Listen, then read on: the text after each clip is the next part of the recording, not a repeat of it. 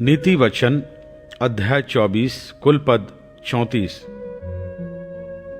बुरे लोगों के विषय में ढा ना करना और ना उनकी संगति की चाह रखना, क्योंकि वे उपद्रव सोचते रहते हैं और उनके मुंह से दुष्टता की बात निकलती है। घर बुद्धि से बनता है और समझ के द्वारा स्थिर होता है।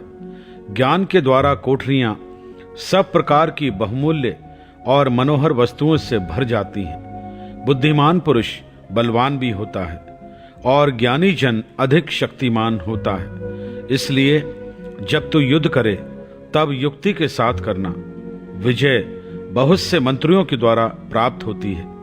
बुद्धि इतने ऊंचे पर है कि मूढ़ उसे पा नहीं सकता। वह सभा में अपना मुंह खोल नहीं सकता। जो सोच विचार के बुराई करता है उसको लोग दुष्ट कहते हैं। मूर्खता का विचार भी पाप है और ठट्टा करने वाले से मनुष्य घृणा करते हैं। यदि तू विपत्ति के समय साहस छोड़ दे तो तेरी शक्ति बहुत कम है। जो मार डाले जाने के लिए घसीटे जाते हैं उनको छुड़ा, और जो घात किए जाने को हैं उन्हें मत पकड़ा। यदि तू कहे कि देख मैं इसको जानता ना था, तो क्या मन का जांचने वाला इसे नहीं समझता? क्या तेरे प्राणों का रक्षक इसे नहीं जानता? और क्या वह हर एक मनुष्य के काम का फल उसे ना देगा? हे मेरे पुत्र, तू मधु खा, क्योंकि वह अच्छा है, और मधु का छत्ता भी, क्योंकि वह तेरे मुंह में मीठा लगेगा। इसी रीति बुद्धि भी तुझे वैसी ही मीठी लगेगी। यदि तू उसे पा जाए तो अंत में उसका फल भी मिलेगा और तेरी आशा ना टूटेगी।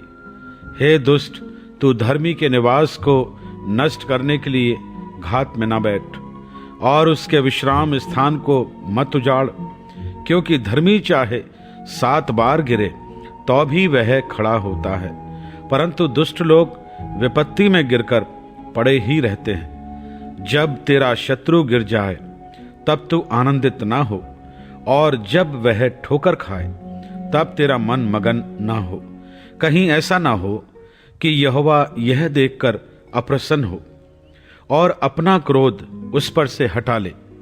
कुकर्मियों के कारण मत कुढ़, दुष्ट लोगों के कारण ढा ना कर, क्योंकि बुरे मनुष्य को अंत में कुछ फल ना मिलेगा।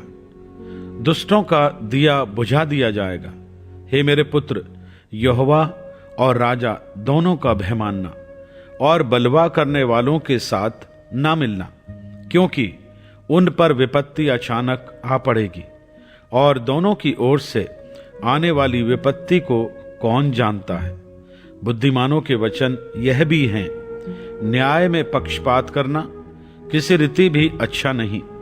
जो दुष्ट से कहता है कि तू निर्दोष है, उसको तो हर समाज के लोग शाप देते और जाति जाति के लोग धमकी देते हैं, परंतु जो लोग दुष्ट को डांटते हैं उनका भला होता है और उत्तम से उत्तम आशीर्वाद उन पर आता है।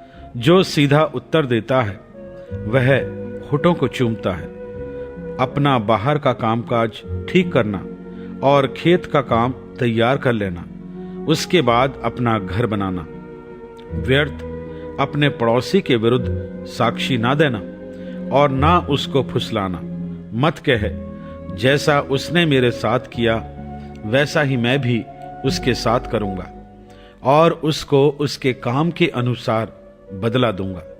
मैं आलसी के खेत के पास से और निर्बुद्धि मनुष्य की दाख की बारी के पास से होकर जाता था, तो क्या देखा कि वहां सब कहीं कटीले पेड़ भर गए हैं और वह बिच्छू पौधों से ढक गई है और उसके पत्थर का बाड़ा गिर गया है। तब मैंने देखा और उस पर ध्यान पूर्वक विचार किया। हाँ, मैंने देखकर शिक्षा प्राप्त की। छोटी सी नींद, एक और झपकी, थोड़ी देर हाथ पर हाथ रख के और लेटे रहना, तब तेरा कंगालपन डाकू के समान और तेरी घटी हथियारबंद मनुष्य के समान आ पड़ेगी।